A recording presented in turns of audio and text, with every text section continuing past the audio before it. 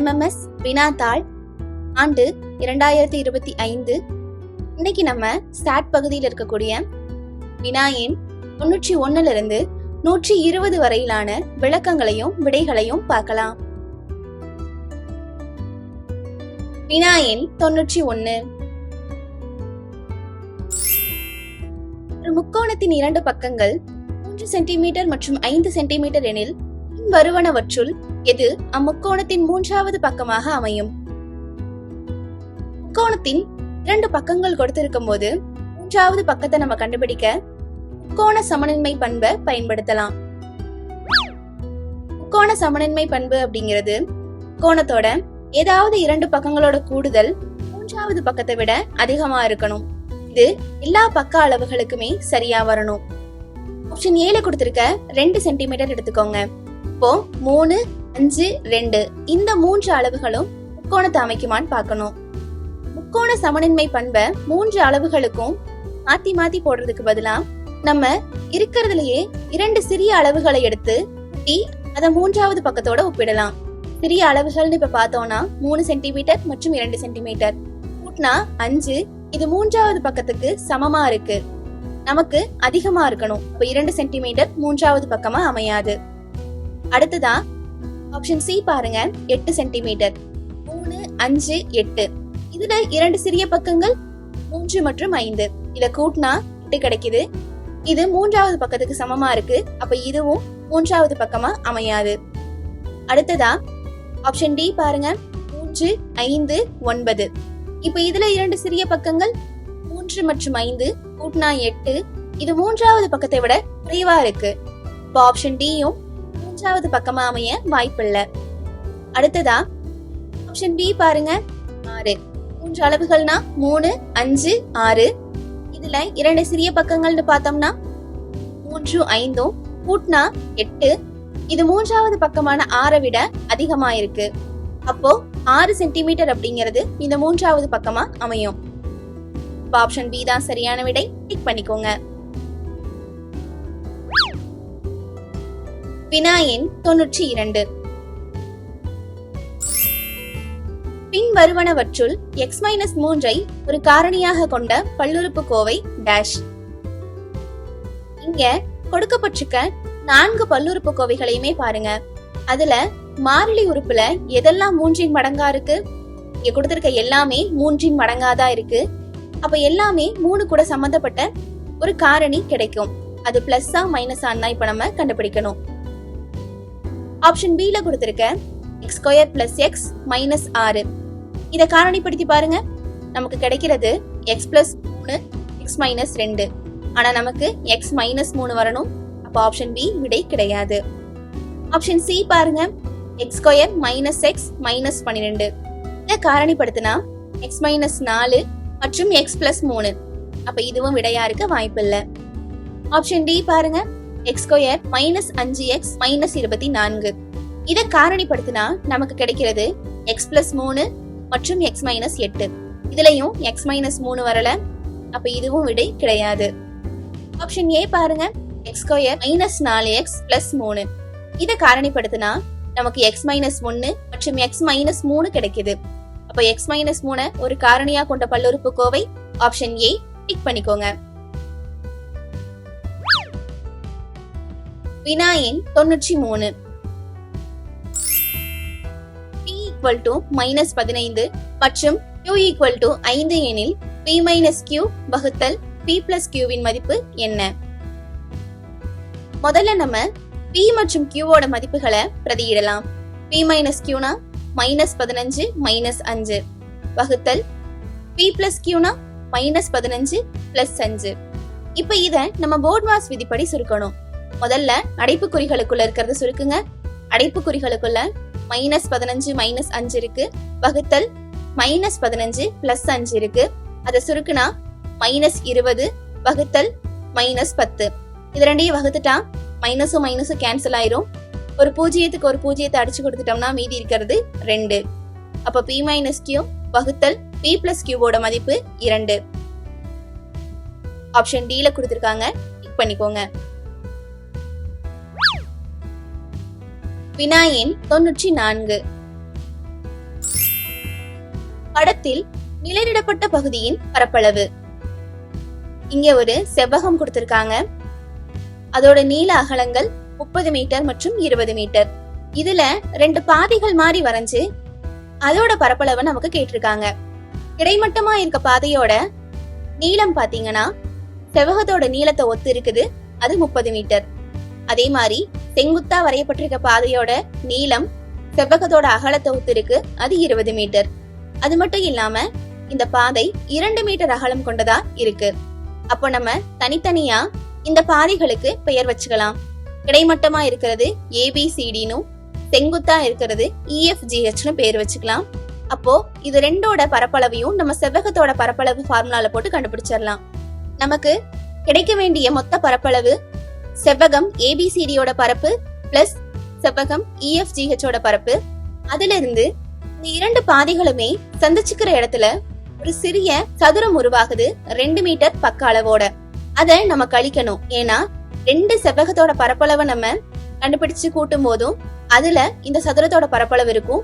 அதனால ஒரு தடவை அதை நம்ம கழிக்கணும். அந்த குட்டி சதுரத்துக்கு நம்ம IJKL அப்படின்னு பரப்பளவு வச்சுக்கலாம்.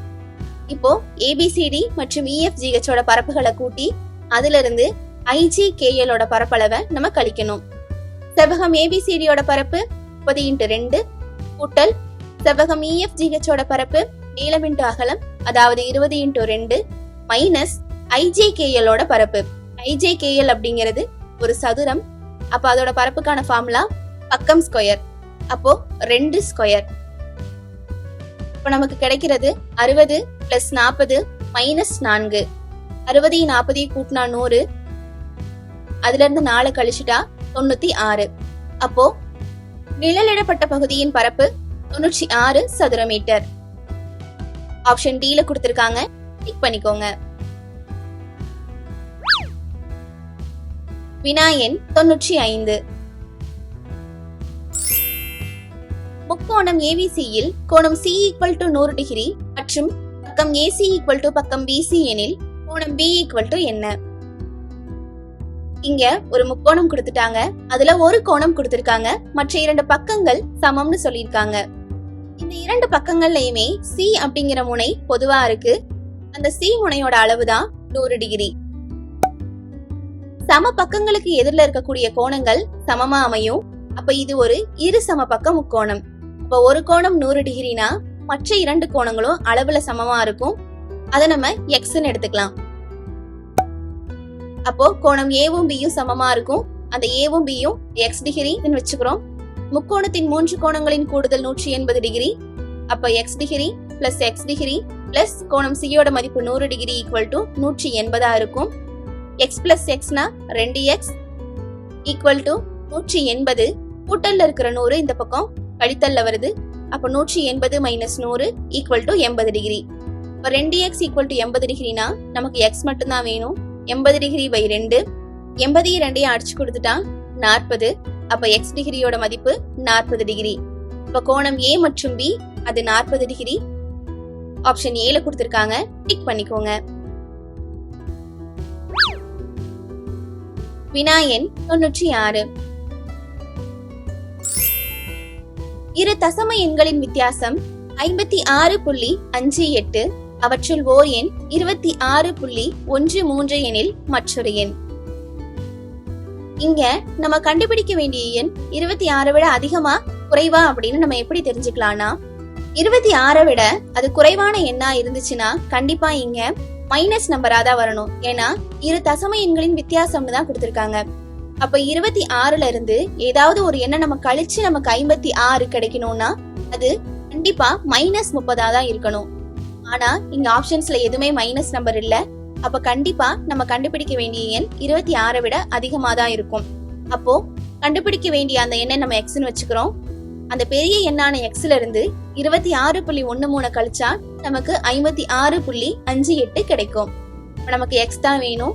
26.13 ஈக்குவல் டு சைனுக்கு அந்த பக்கம் அனுப்பும் போது மைனஸ்ல இருக்கிறது பிளஸ்ஸா மாறுது. அப்ப X = 56.58 பிளஸ் 26.13 ரெண்டையும் கூட்டிட்டா 82.71. ஆப்ஷன் A ல கொடுத்திருக்காங்க, டிக் பண்ணிக்கோங்க. வினா எண் 97. a plus b the whole square minus a minus b the whole square இன் மதிப்பு dash. இந்த இரண்டு முற்றொருமைகளுக்குமே விரிவாக்கம் நமக்கு தெரிஞ்சிருக்கணும். a plus b the whole square னா a square plus 2ab plus b square. a minus b the whole square னா a square minus 2ab plus b square. இத இங்க கொடுத்திருக்கிற மதிப்புல பிரதியிடுங்க. நமக்கு கிடைக்கிறது a square plus 2ab plus b square minus of a square minus 2ab plus b square. இந்த minus உள்ள வச்சு பெருக்கணும்னா minus a square plus 2ab minus b square னு மாறிடும். இப்போ நமக்கு a square minus a square இருக்கு, b square minus b square இருக்கு. இந்த ஒத்த உறுப்புகளை நம்ம நீக்கிடலாம். plus 2ab plus 2ab இருக்கு. ரெண்டுமே ஒத்த உறுப்புகளா இருக்கனால கூட்டினோம்னா 4ab கிடைக்கும். அப்ப ஆப்ஷன் பி 4ab தான் சரியான விடை. டிக் பண்ணிக்கோங்க. வினா எண் 98. கொடுக்கப்பட்ட அட்டவணையிலிருந்து x மற்றும் y க்கான சரியான தொடர்பு டேஷ். இங்க கொடுக்கப்பட்ட அட்டவணையில பாருங்க, x-க்கு சில மதிப்புகளும் y-க்கு சில மதிப்புகளும் கொடுத்திருக்காங்க. நமக்கு பார்த்தாலே தெரியுது x-ஓட மதிப்புல பாதி தான் y-ஓட மதிப்பு. x 2 இருந்தா அதுல பாதி 1 தான் y-ஓட மதிப்பு. x 4 இருந்தா அதுல பாதி 2 தான் y-ஓட மதிப்பா இருக்கு. அப்ப x-ல பாதி தான் y. அப்ப y-ஓட மதிப்பு 1/2x இருக்கணும். இதுவே நம்ம x-ஐ வச்சு சொல்லணும்னா எப்படி சொல்லலாம்? x equal to 2y னு சொல்லலாம். அதாவது y-ய 2ஆல பெருக்குனா நமக்கு x கிடைக்குது.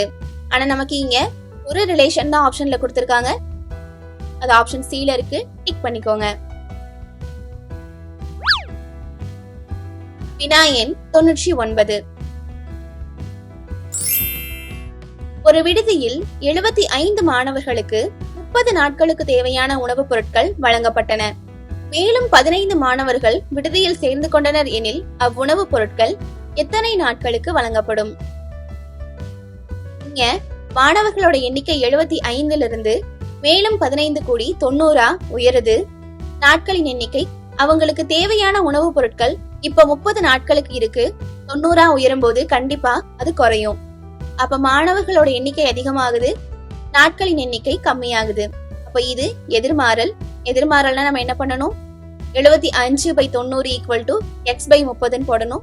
நமக்கு x-ஓட வேல்யூ தான் வேணும். இப்போ x மட்டும் நம்ம வச்சுட்டு மற்றதெல்லாம் அடுத்த பக்கம் கொண்டு போனோம்னா 75 × 30 டிவைடட் பை 90. 30 90 நம்ம அடிச்சு கொடுத்தோம்னா 75/3 கிடைக்கும். அதையும் அடிச்சு கொடுத்துட்டோம்னா 25. இப்போ x-ஓட மதிப்பு 25. 90 மாணவர்களுக்கு 25 நாட்களுக்கு அந்த உணவுப் பொருட்கள் போதுமானதா இருக்கும். இப்போ ஆப்ஷன் பி 25 தான் சரியான விடை. டிக் பண்ணிக்கோங்க. வினா எண் 100. 8ஆம் வகுப்பு படிக்கும் 40 மாணவர்கள் ஒரு தேர்வில் பெற்ற மதிப்பெண்கள் அட்டவணைப்படுத்தப்பட்டுள்ளன. இப்புள்ளி விவரத்தின் முகடு டேஷ். முகடு அப்படின்னா அதிகப்படியான எண்ணிக்கையில வரக்கூடிய தரவை தான் நம்ம முகடு அப்படின்னு சொல்லுவோம். இங்க 11 மாணவர்கள் 23 மதிப்பெண்களை எடுத்திருக்காங்க.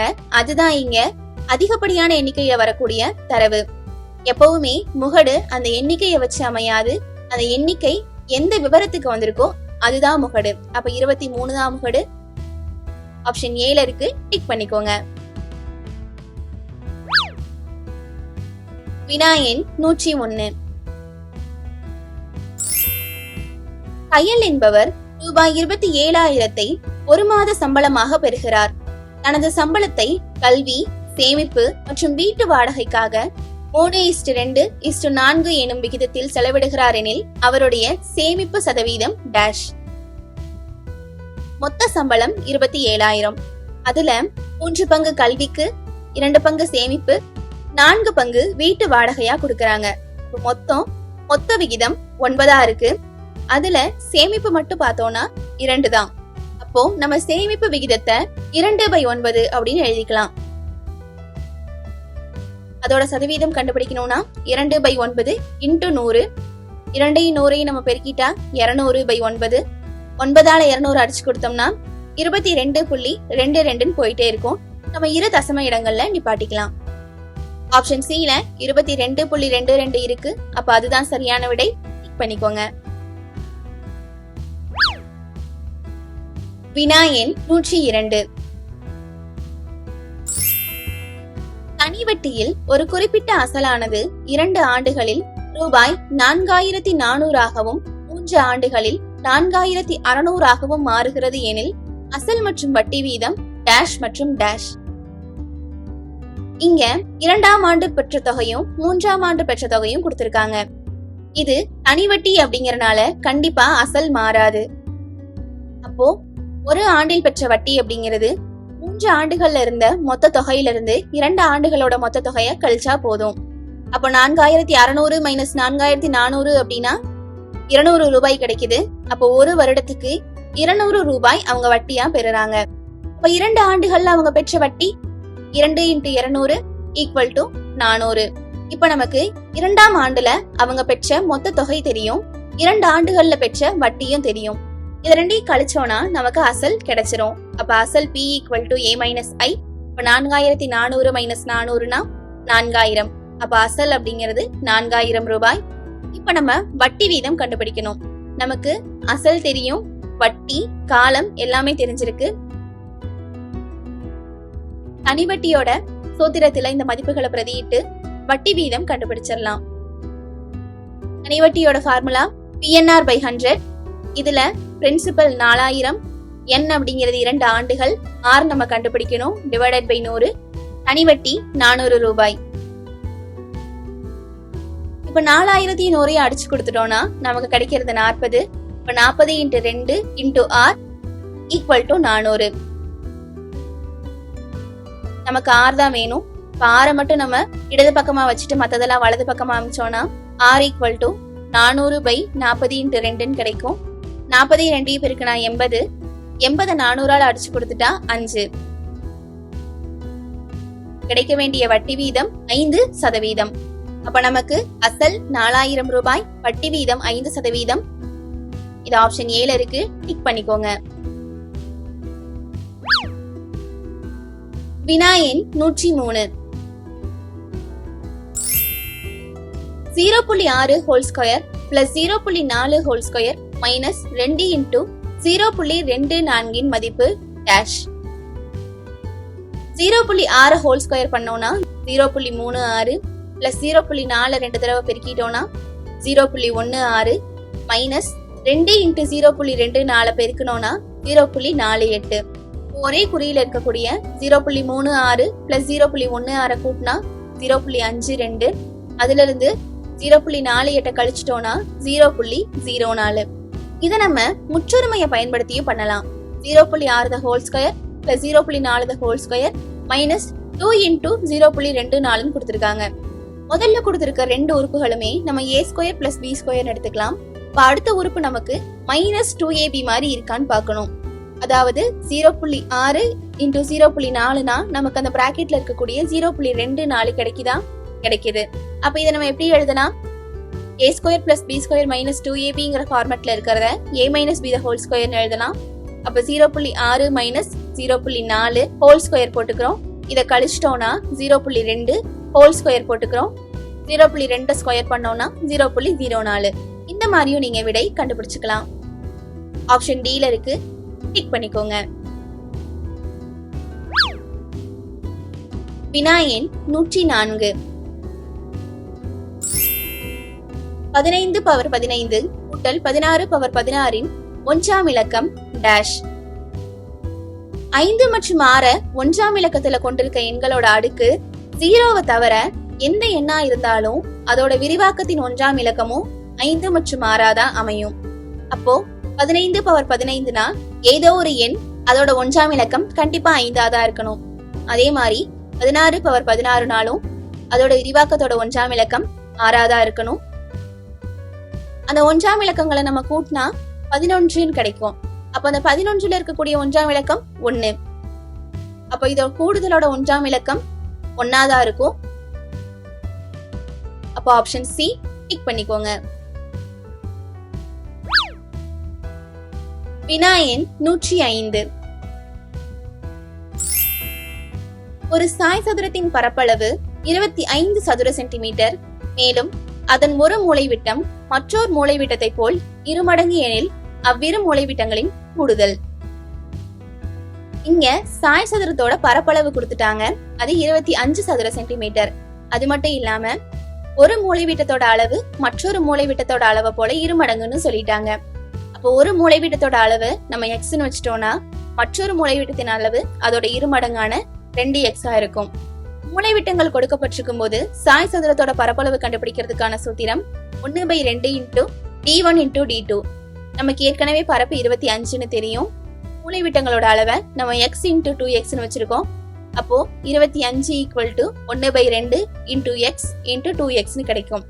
1/2ல இருக்கக்கூடிய 2ஐயும் 2xல இருக்கக்கூடிய 2ஐயும் நம்ம அடிச்சு கொடுத்துட்டோம்னா நமக்கு x இன்டு எக்ஸ் எக்ஸ் ஸ்கொயர்னு இருக்கும். அதாவது எக்ஸ் ஸ்கொயர் ஈக்குவல் டு 25ன்னு கிடைச்சிரும்.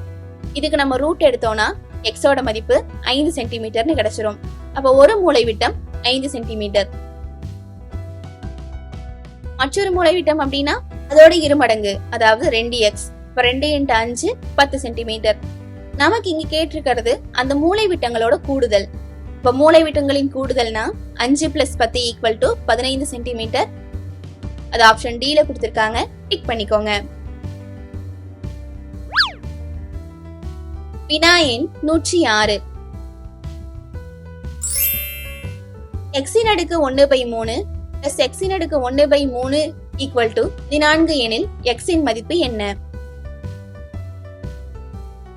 இங்க x⁻³ 1/3 அப்படிங்கறத நம்ம கியூபிக் ரூட் ஆஃப் x அப்படின்னு எழுதிக்கலாம். அப்ப cubic root of x + cubic root of x equal to 14. இது 2 தடவை இருக்கனால இத 2 into cubic root of x ஒன்னே ஒன்னு நம்ம எழுதினா போதும். அப்போ 2 cubic root of x equal to 14.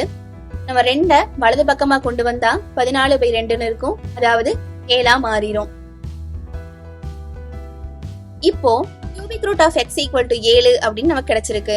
இந்த 2 பக்கமுமே கணப்படுத்தலாம். கணப்படுத்தும் போது இடது பக்கம் இருக்கக்கூடிய கியூபிக் ரூட்டும் கியூபும் கேன்சல் ஆகி நமக்கு x மட்டும் கிடைக்கும். வலது பக்கம் 7 கியூப் ஈக்குவல் டு 343ன்னு கிடைக்கும். அப்ப எக்ஸோட மதிப்பு இங்க 343. ஆப்ஷன் ஏல கொடுத்திருக்காங்க, டிக் பண்ணிக்கோங்க. வினா எண் 107. கொடுக்கப்பட்ட படத்தில் உள்ள அளவுகளின்படி உள்ள ஒரு சன்னலில் பொருத்த தேவைப்படும் கண்ணாடியின் பரப்பளவு. கொடுக்கப்பட்டிருக்க படம் பாருங்க. ஒரு செவ்வகத்துக்கு மேல ஒரு அரைவட்டமா பொருத்தி இருக்க மாதிரி இருக்கு. செவ்வகத்தோட நீளம் 7 அடி, அகலம் 5 அடின்னு கொடுத்திருக்காங்க. இந்த படத்தோட மொத்த நீளம் 8.5 அடின்னு கொடுத்திருக்காங்க. அப்ப இது ஒரு கூட்டு வடிவம். இதோட பரப்பளவை கண்டுபிடிக்கணும்னா அரைவட்டத்தோட பரப்பு செவ்வகத்தோட பரப்பு நம்ம கண்டுபிடிக்கணும். அரைவட்டத்தின் பரப்புக்கு ஃபார்முலா πr²/2 கூட்டல் செவ்வகத்தோட பரப்புக்கு ஃபார்முலா l/b. ரெண்டையும் கூட்டினா நமக்கு கூட்டு வடிவத்தோட பரப்பளவு கிடைச்சிரும். πr²/2ல இருக்கக்கூடிய 1/2 தனியா எழுதிக்கலாம். ஐயோட மதிப்பு 22/7. r² அப்படின்னா இந்த அரைவட்டத்தோட ஆரம். ஆனா இங்க அரைவட்டத்தோட ஆரம் தனியா கொடுக்கல. செவ்வகத்தோட நீளமும் அரைவட்டத்தோட விட்டமும் சமமா இருக்கு.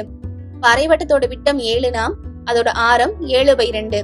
அப்ப நம்ம r²க்கு பதிலா 7/2 இன்டு 7/2ன்னு போட்டுக்கலாம். கூட்டல் செவ்வகத்தோட பரப்பு l/b. l அப்படிங்கிறது இங்க 7, b 5. முதல் பிராக்கெட்ல இருக்கக்கூடிய 2ஐயும் 22ஐயும் நம்ம அடிச்சு கொடுத்தோம்னா 11 கிடைக்குது. அதே மாதிரி ஒரு 7க்கு ஒரு 7 அடிச்சு கொடுத்துடலாம். அப்ப மீதி இருக்கிறது 11 × 7 டிவைடட் பை 2 × 2. ரெண்டாவது பிராக்கெட் பாருங்க, 7 × 5 35. முதல் பிராக்கெட்ல இருக்கிறத திரும்பவும் சுருக்கணும்னா 77/4 கிடைக்குது. கூட்டல் 35. 4ஐயும் 77ஐயும் அடிச்சு கொடுத்தா 19.25 பிளஸ் 35. இது ரெண்டையும் கூட்டிட்டா 54.25 சதுர அடி. சன்னல்ல பொருத்த தேவைப்படக்கூடிய கண்ணாடியின் பரப்பு 54.25 சதுர அடி. ஆப்ஷன் டி ல கொடுத்திருக்காங்க, டிக் பண்ணிக்கோங்க. வினா எண் 108. ஒரு சட்டையின் விலை 15% அதிகரித்து ரூபாய் 805க்கு விற்கப்படுகிறது எனில் அச்சட்டையின் அசல் விலை டேஷ். சட்டையோட அசல் விலை நமக்கு கொடுக்கல, அதை நம்ம எக்ஸ்ன்னு வச்சுக்கிறோம். அந்த எக்ஸ்ல 15% அதிகரிச்சு விற்கிறாங்க.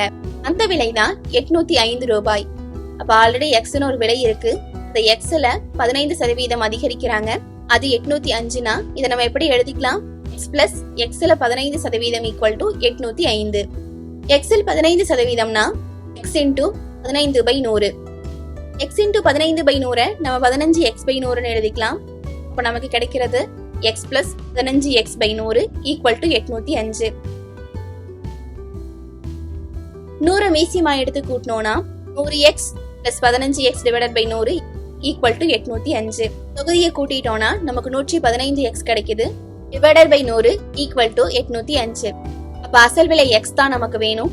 அப்ப எக்ஸை மட்டும் இடது பக்கம் வச்சுட்டு மத்ததெல்லாம் வலது பக்கம் அமைச்சோம்னா 805 இன்ட்டு 100 டிவைடட் பை 115. 115ஐயும் 805ஐயும் அடிச்சு கொடுத்தோம்னா 23 161 கிடைக்கும். இன்ட்டு 100 இருக்கு. திரும்பவும் இந்த 23ஐயும் 161ஐயும் அடிச்சு கொடுத்தா 7 கிடைக்குது. இப்ப 7 இன்ட்டு 100 700. அந்த சட்டையோட அசல் விலை 700 ரூபாய். ஆப்ஷன் C ல கொடுத்திருக்காங்க, டிக் பண்ணிக்கோங்க. வினா எண் 109. கொடுக்கப்பட்ட படத்தில் உள்ள முக்கோணம் PQR இன் பரப்பளவு டேஷ். இங்க ஒரு முக்கோணம் PQR 2 செங்கோண முக்கோணங்களா பிரிச்சிருக்காங்க. அது மட்டும் இல்லாம இந்த PQR ஓட அடிப்பக்கம் நமக்கு தெரியாது. அப்போ தனித்தனியா இந்த செங்கோண முக்கோணங்களோட அடிப்பக்கத்தை நம்ம கண்டுபிடிச்சோம்னா PQR ஓட அடிப்பக்கத்தை நம்ம கண்டுபிடிச்சிடலாம். முதல்ல இருக்கக்கூடிய PQSல பிதாகரஸ் தேற்றத்தை பயன்படுத்தி அடிப்பக்கத்தை கண்டுபிடிக்கலாம். பிதாகரஸ் தேற்றத்தை இங்க போட்டோம்னா கர்ணம் இங்க PQ, அப்ப PQ² equal to PS² plus QS². PQ ஓட மதிப்பு கொடுத்திருக்காங்க 13, PS ஓட மதிப்பு கொடுத்திருக்காங்க 12. 13² ஈக்குவல் டு 12² பிளஸ் QS². நம்ம QS தான் கண்டுபிடிக்கணும். 13² மைனஸ் 12² எழுதிக்கலாம். அப்ப QS² equal to 13² 169 minus 12² 144 equal to 25. அப்ப QS நமக்கு வேணும்னா ரெண்டு பக்கமும் ரூட் எடுக்கணும். ரூட் எடுத்தா ஸ்கொயர் ரூட் கேன்சல் ஆகி QS மட்டும் இருக்கும். ரூட் 25னா 5 சென்டிமீட்டர்.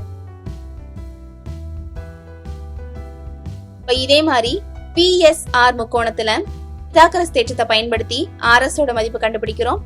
கண்டுபிடிச்சா 9 சென்டிமீட்டர்னு கிடைக்குது. அப்ப PQR ஓட அடிப்பக்கத்தின் அளவு 5 சென்டிமீட்டர் பிளஸ் 9 சென்டிமீட்டர். இப்ப PQR ஓட பரப்புனா half into PH, அதாவது half into அடிப்பக்கம் 14 சென்டிமீட்டர் இன்டூ உயரம் 12 சென்டிமீட்டர். 14 2ஐயும் அடிச்சு கொடுத்துட்டோம்னா 7 இன்டூ 12 2ஐயும் பெருக்கிட்டோம்னா 84 சதுர சென்டிமீட்டர். ஆப்ஷன் A ல கொடுத்திருக்காங்க, டிக் பண்ணிக்கோங்க. வினா எண் 110. பொறுத்துக. இங்க முற்றொருமைகளும் அதோட விரிவாக்கமும் கொடுத்திருக்காங்க. முற்றொருமைகளை நம்ம மனப்பாடம் செஞ்சுக்கிட்டோம்னா இது நமக்கு ரொம்ப எளிமையா இருக்கும். a plus b the whole cube னா a cube plus b cube plus 3ab into a plus b. அது இரண்டாவது இடத்துல கொடுத்திருக்காங்க. இப்போ 1 2ஓட இணைஞ்சிரும். அடுத்ததா a cube plus b cube, இதோட விரிவாக்கம் a plus b into a square minus ab plus b square. இது மூன்றாவது இடத்துல இருக்கு. இப்ப 2 3ஓட இணைஞ்சிரும். அடுத்ததா a minus b the whole cube, இதோட formula a cube minus b cube minus 3ab into a minus b. இது நான்காவது இடத்துல இருக்கு. அப்ப 3 4ஓட இணைஞ்சிரும். அடுத்ததா a cube minus b cube ஓட formula a minus b into a square plus ab plus b square. இது முதல் இடத்துல இருக்கு. அப்ப நான்காவது 1ஓட இணைஞ்சிரும். அப்ப சரியான வரிசை 2 3 4 1. ஆப்ஷன் A ல கொடுத்திருக்காங்க, டிக் பண்ணிக்கோங்க. வினா எண் 111. கீழ்கண்ட படங்களை உற்று நோக்கி பரப்பளவின் அடிப்படையில் சரியான விடையை தேர்ந்தெடுக்கவும். இங்க 4 வடிவங்கள் கொடுத்திருக்காங்க. இதோட பரப்பளவுகளை நம்ம கண்டுபிடிக்கணும். முதல்ல 5 சென்டிமீட்டர் பக்க அளவு கொண்ட சதுரம், அதுதான் ஏ. அப்ப சதுரம் ஏவோட பரப்பளவு பக்கம் ஸ்கொயர் ஈக்குவல் டு 5 ஸ்கொயர், அதாவது 25 சதுர சென்டிமீட்டர். அடுத்ததா பி, செவ்வகம் பி யின் பரப்பளவு எல் இன்டு பி. என் நீள அகலங்கள் 6, 3 கொடுத்திருக்காங்க. அப்ப 6 இன்டு 3 18 சதுர சென்டிமீட்டர். அடுத்ததா முக்கோணம் சி. முக்கோணம் சியோட பரப்பளவு half இன்டு பிஹெச், அதாவது இதோட அடிப்பக்கம் 8, உயரம் 3 கொடுத்திருக்காங்க. அப்ப half இன்டு 8 இன்டு 3 அடிச்சு கொடுத்துட்டோம்னா நமக்கு 4 இன்டு 3 கிடைக்கும். பெருக்கிட்டோம்னா 12 சதுர சென்டிமீட்டர். அடுத்ததா வட்டம் டி. இதோட பரப்பளவு πr ஸ்கொயர். பைனா 22/7, ஆர் அப்படிங்கிறது இதோட ஆரம் 7 சென்டிமீட்டர். அப்ப 7 இன்டு 7 வரும். ஒரு 7 அடிச்சு கொடுத்துட்டோம்னா 22 இன்டு 7 154 சதுர சென்டிமீட்டர். இப்ப இந்த பரப்பளவுகளை நம்ம ஏறு வரிசையில வரிசைப்படுத்தலாம். முதல்ல சிறிய அளவான முக்கோணம் 12, அடுத்ததா 18, அடுத்ததா 25, அடுத்து 154. இப்ப முதல்ல முக்கோணம், அடுத்ததா செவ்வகம், அடுத்ததா சதுரம், கடைசியா வட்டம். அப்ப இதோட வரிசை CBAD. ஆப்ஷன் ஏல கொடுத்திருக்காங்க, டிக் பண்ணிக்கோங்க. வினா எண் 112. பாதரசம் நிரம்பிய முகவையில் ஒரு இரும்பு குண்டு மிதப்பதற்கான காரணம். ஒரு பொருள் ஒரு திரவத்துல மிதக்கணுமா இல்ல மூழ்கணுமா அப்படிங்கறத அந்த பொருளோட அடர்த்தி தான் முடிவு பண்ணுது. நம்மளோட 7ஆம் வகுப்பு புத்தகத்துல ஒரு அட்டவணையில சில பொருட்களும் அதோட அடர்த்தியை கொடுத்திருக்காங்க. இத நீங்க மனப்பாடம் பண்ணி வச்சுக்கணும். இங்க பாதரசம் மற்றும் இரும்பு கொடுத்திருக்காங்க. இதோட அடர்த்திகளை பாருங்க. பாதரசத்தோட அடர்த்தி 13,600 கிலோகிராம் பை மீட்டர் கியூப், இரும்போட அடர்த்தி 7,800 கிலோகிராம் பை மீட்டர் கியூப். இதுல அளவுகள்ல இருந்தே தெரியுது பாதரசத்தை விட இரும்போட அடர்த்தி கம்மி. அப்போ இரும்பின் அடர்த்தி பாதரசத்தை விட குறைவா இருக்கிறதுனாலதான் பாதரசம் நிரம்பிய முகவையில இரும்பு குண்டு மிதக்குது. ஆப்ஷன் பி, இரும்பின் அடர்த்தி பாதரசத்தை விட குறைவு அப்படிங்கறதா சரியான விடை. டிக் பண்ணிக்கோங்க. வினா எண் 113. கூற்று. இயக்கத்தில் உள்ள ஒரு பொருளின் இடப்பெயர்ச்சி 0. காரணம், அப்பொருள் எதிரெதிர் திசைகளில் சம தொலைவினை கடக்கிறது. அதாவது ஒரு பொருள் இடப்பெயர்ச்சி அடையுதுன்னா அது ஒரு குறிப்பிட்ட தொலைவை கடந்திருக்கணும். ஆனா இங்க இடப்பெயர்ச்சி 0 அப்படின்னு சொல்லும் போதே நமக்கு என்னன்னு தெரியுது, அந்த பொருள் ஒரு இடத்துக்கு போயிட்டு மீண்டும் அதே ஆரம்ப நிலையை அடைஞ்சிருச்சு அப்படின்னு தெரியுது. உதாரணத்துக்கு ஒரு பொருளோட ஆரம்ப நிலையில இருந்து கிழக்கு நோக்கி 100 மீட்டர் அது போகுதுன்னு வச்சுக்கோங்களேன். நம்ம திரும்பி அதோட எதிர் திசையில, அதாவது மேற்கு திசையில அதே 100 மீட்டர் கடந்து ஆரம்ப நிலையை அடையுது. அப்போ பொருளோட ஆரம்ப நிலையும் இறுதி நிலையும் ஒரே புள்ளியா இருக்கும்போது அதோட இடப்பெயர்ச்சி 0 இருக்கும். இப்ப இந்த கூற்று அந்த பொருள் ஒரு நேர்கோட்டுல எதிரெதிர் திசைகள்ல சம தொலைவு கடக்கும் போது உண்மையாதான் இருக்கு. அப்ப ஆப்ஷன் ஏ கூற்று சரி. மேலும் காரணம் கூற்றிற்கான சரியான விளக்கமாகும் அப்படிங்கிறது தான் சரியான விடை. டிக் பண்ணிக்கோங்க. வினா எண் 114. தவறான கூற்றுகளை கண்டுபிடிக்கவும். முதல் கூற்று பாருங்க, ஒரு பொருளில் உள்ள மூலக்கூறுகளின் மொத்த இயக்க ஆற்றல் அதன் வெப்பநிலையாகும். அது வெப்பநிலை கிடையாது, அதோட வெப்பம். வெப்பநிலை அப்படிங்கிறது அதுல இருக்கக்கூடிய டெம்பரேச்சர் தான். அப்ப கூற்று 1 தவறு. ரெண்டாவது பாருங்க, வெப்பநிலையோட SI அலகு செல்சியஸ் ஆகும்னு கொடுத்திருக்காங்க. வெப்பநிலையோட SI அலகு கெல்வின். அப்ப ரெண்டாவது கூற்று தவறானது. மூன்றாவது கூற்று பாருங்க, திரவங்களை வெப்பப்படுத்தும் போது அவை விரிவடையும். இது உண்மைதான். திரவங்களை வெப்பப்படுத்தும் போது அது வாயுவா விரிவடையுது. அப்ப இது சரியான கூற்று. அடுத்த கூற்று, வெப்பநிலை மானியில் ஆல்கஹால் பயன்படுத்தப்படுகிறது. இது சரிதான். ஆல்கஹால் அதிகப்படியான கொதிநிலையையும் உறை நிலையையும் கொண்டிருக்கனால பாதரசம் மற்றும் ஆல்கஹால் இது ரெண்டையுமே வெப்பநிலை மானிகள்ல பயன்படுத்துறாங்க. அப்ப இங்க தவறான கூற்றுகள் 1 மற்றும் 2 மட்டும்தான். அது ஆப்ஷன் B ல இருக்கு. டிக் பண்ணிக்கோங்க. வினா எண் 115. இங்க சில பொருட்களோட கொதிநிலை மற்றும் உருகுநிலை கொடுத்திருக்காங்க. அந்த அளவுகளோட நம்ம சரியா பொருத்தணும். முதல்ல கொடுத்திருக்கிறத பாருங்க, நீரின் உறைநிலை. நீரின் உறைநிலை அப்படிங்கிறது 0 டிகிரி செல்சியஸ். ஆனா இங்க செல்சியஸ் அளவுல 0 டிகிரி கொடுக்கல, அதுக்கு பதிலா அதோட ஃபாரன்ஹீட் அளவு கொடுத்திருக்காங்களா பாருங்க, 32 டிகிரி ஃபாரன்ஹீட், அதுவும் கொடுக்கல. கெல்வின்ல இருக்கா பாருங்க, 273.15 கெல்வின், அது 2வது இடத்துல கொடுத்திருக்காங்க. அப்ப நீரின் உறைநிலை 273.15 கெல்வினோட இணைஞ்சிரும். அடுத்ததா பாதரசத்தின் கொதிநிலை. செல்சியஸ்ல பார்த்தோம்னா 357 டிகிரி செல்சியஸ், அது இங்க முதல் இடத்துல கொடுத்திருக்காங்க. அப்ப பாதரசத்தோட கொதிநிலை முதல் இடத்துல இருக்கக்கூடிய 357 டிகிரி செல்சியஸோட இணைஞ்சிரும். இதையே நம்ம ஃபாரன்ஹீட்ல சொல்லணும்னா 674.11 டிகிரி ஃபாரன்ஹீட். கெல்வின்ல சொல்லணும்னா 629.9 கெல்வின். அடுத்ததா ஆல்கஹாலின் உறைநிலை. ஆல்கஹாலோட உறைநிலை செல்சியஸ் டிகிரிலன்னு பார்த்தோம்னா -114 டிகிரி செல்சியஸ். இங்க மைனஸ்ல இருக்கக்கூடிய ஒரே மதிப்பு 4வதுல தான் கொடுத்திருக்காங்க, -100 டிகிரி செல்சியஸுக்கும் கீழ்னு. இது சரியான விடைதான். ஆனா எக்ஸாக்டா சொல்லணும்னா -114 டிகிரி செல்சியஸ். இதை நம்ம ஃபாரன்ஹீட்ல சொல்லணும்னா -173.2 டிகிரி ஃபாரன்ஹீட். அதுவே கெல்வின்ல சொல்லணும்னா 159.15 கெல்வின். இதையெல்லாம் நீங்க ஞாபகம் வச்சுக்கணும். அடுத்ததா நீரின் கொதிநிலை. நீரோட கொதிநிலை 100 டிகிரி செல்சியஸ். இதுவே ஃபாரன்ஹீட்ல சொல்லணும்னா 212 டிகிரி ஃபாரன்ஹீட். கெல்வின்ல 373.15 கெல்வின். இங்க நமக்கு டிகிரி ஃபாரன்ஹீட்ல இருக்கக்கூடிய அளவு கொடுத்திருக்காங்க. அப்ப நீரின் கொதிநிலை 212 டிகிரி ஃபாரன்ஹீட்டோட இணைஞ்சிரும். இங்க சரியான வரிசை என்ன? 2 1 4 3. ஆப்ஷன் B ல கொடுத்திருக்காங்க, டிக் பண்ணிக்கோங்க. வினா எண் 116.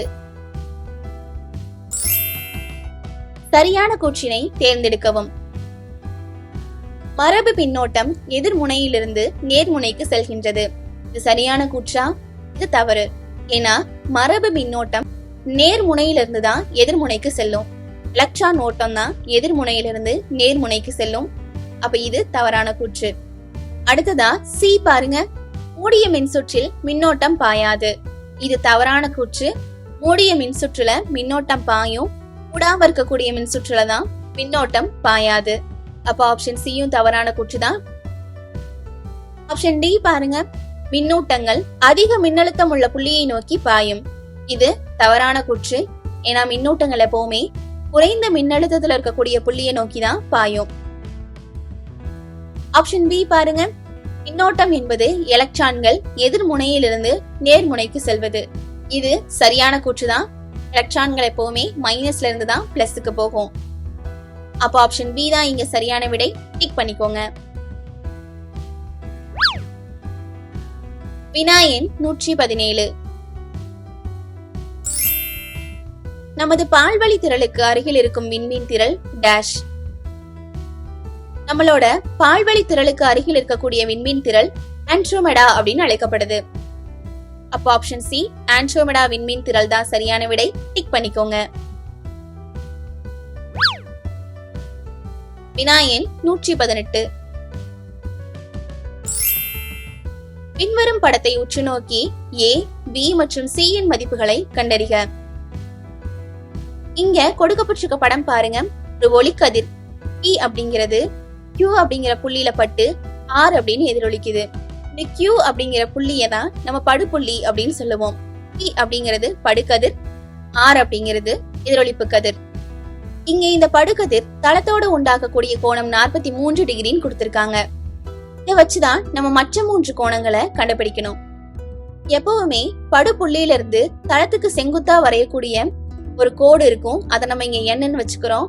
அந்த குத்துக்கோடுக்கும் படுகதிருக்கும் இடையில இருக்கக்கூடிய கோணம் தான் படுகோணம். அதே மாதிரி அந்த குத்துக்கோட்டுக்கும் எதிரொலிப்பு கதிருக்கும் இடையில இருக்கக்கூடிய கோணம் எதிரொலிப்பு கோணம்.